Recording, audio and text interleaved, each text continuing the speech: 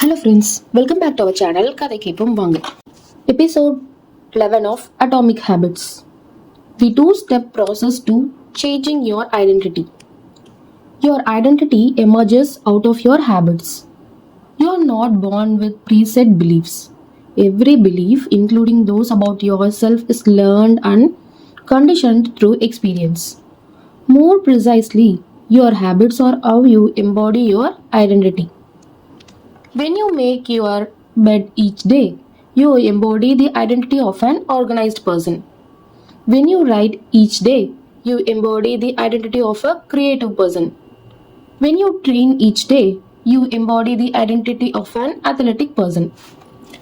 The more you repeat a behavior, the more you reinforce the identity associated with that behavior. In fact, the word identity is originally derived from the Latin words essentitas, which means being, and identidem, which means repeatedly. Your identity is literally your repeated beingness. Whatever your identity is right now, you only believe it because you have proof of it. If you go to church every Sunday for 20 years, you have evidence that you are religious. If you study biology for 1 hour every night, you have evidence that you are studious. If you go to the gym even when it's snowing, you have evidence that you are committed to fitness. The more evidence you have for a belief, the more strongly you will believe it. For most of my life, I didn't consider myself as a writer. If you were to ask any of my high school teachers or college professors, they would tell you I was an average writer at best. Certainly not a standout. When I began my writing career, I published a new article every Monday and Thursday for the first few weeks. As the evidence grew, so did my identity as a writer. I didn't start out as a writer. I became one through my habits. Of course, your habits are not the only action that influence your identity. But by virtue of their frequency, they are usually the most important ones. Each experience in life modifies your self-image. But it's unlikely you would consider yourself a soccer player because you kicked a ball once or an artist because you scribbled a picture. As you repeat these actions, however, the evidence accumulates and your self-image begins to change. The effect of one-off experiences tends to fade away while the effects of habits gets reinforced with time. Which means your habits contribute most of the evidence that shapes your identity. In this way, the process of building habits is actually the process of becoming yourself. This is a gradual evolution. We do not change any snapping our fingers and deciding to be someone entirely new. We change bit by bit, day by day, habit by habit. We are continually undergoing micro evolutions of the self. Each habit is like a suggestion. Hey, maybe this is who I am. If you finish a book, then perhaps you are the type of person who likes reading. If you go to the gym, then perhaps you are the type of person who likes exercise. If you practice playing the guitar, perhaps you are the type of person who likes music. Every action you take is a vote for the type of person you wish to become. No single instance will transform your belief, but as the votes build up, so does the evidence of your new identity. This is one reason why meaningful change do not require radical change. Small habits can make a meaningful difference by providing evidence of a new identity.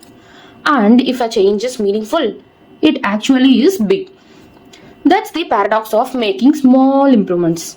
Putting this all together, we can see the habits or the path to changing your identity. The most practical way to change who you are is to change what you do. Each time you write a paper, you are a writer. Each time you practice the violin, you are a musician. Each time you start a workout, you are an athlete. Each time you encourage your employees, you are a leader. Each habit not only gets results but also teaches you something far more important: to trust yourself, to start to believe you can actually accomplish these things. When the odds mount up and the evidence begin to change, the story you tell yourself begin to change as well. Of course, it works the opposite way too. Every time you choose to perform a bad habit, it's a vote for that identity. The good news is that you don't need to be perfect. In any election, there are going to be votes for both sides. You don't need a anonymous vote to win an election. You just need a majority. It doesn't matter if you cast a few votes for a bad behavior or an unproductive habit. Your goal is simply to win the majority of the time. New identity requires new evidence. If you keep casting the same votes you have always cast, you are going to get the same results you have always had. If nothing changes, nothing is going to change. It is a simple two-step process. Decide the type of person you want to be. Prove it yourself with small wins. First, decide who you want to be. This holds at any level, as an individual, as a team, as a community, as a nation. What do you want to stand for? What are your principles and values? Who do you wish to become? These are big questions, and many people aren't sure where to begin, but they do not know what kind of results they want. To get six pack abs, or to feel less anxious, or to double their salary, that's fine.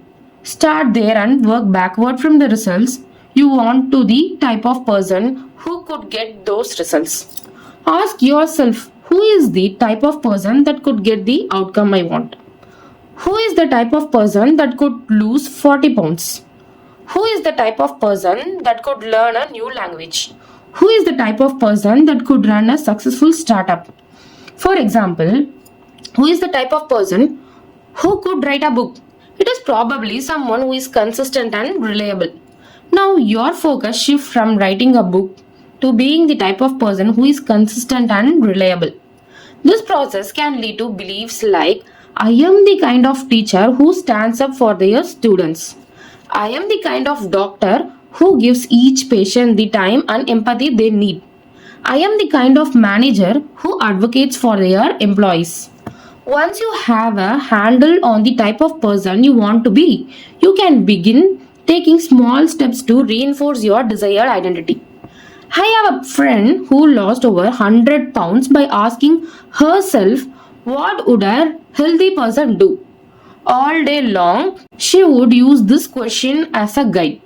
Would a healthy person walk or take a cab? Would a healthy person order a burrito or a salad?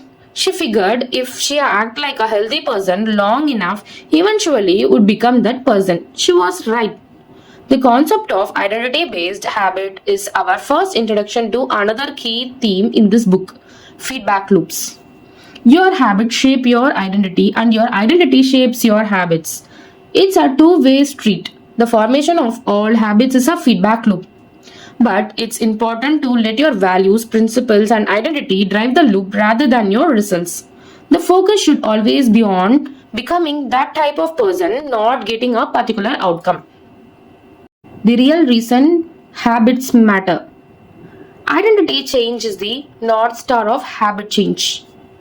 The remainder of this book will provide you with step-by-step instructions on how to build better habits in yourself, your family, your team, your company, and anywhere else you wish. But the true question is, are you becoming the type of person you want to become? The first step is not what or how, but who. You need to know who you want to be.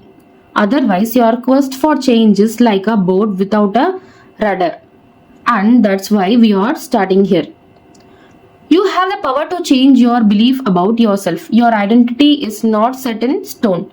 You have a change in every moment. You can choose the identity you want to reinforce today with the habit you choose today. And this brings us the deeper purpose of this book and real reason habits matter. Building better habits isn't about littering your day with life hacks.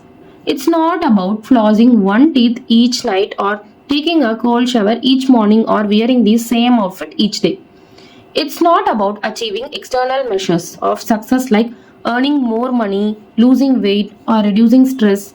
Habits can help you achieve all of these things, but fundamentally, they are not about having something, they are about having someone. Ultimately, your habits matter because they help you become the type of person you wish to be.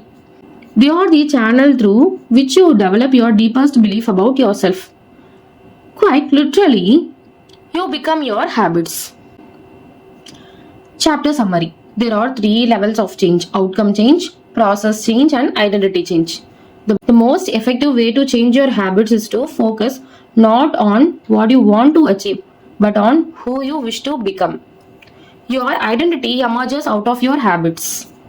Every action is a vote for the type of person you wish to become.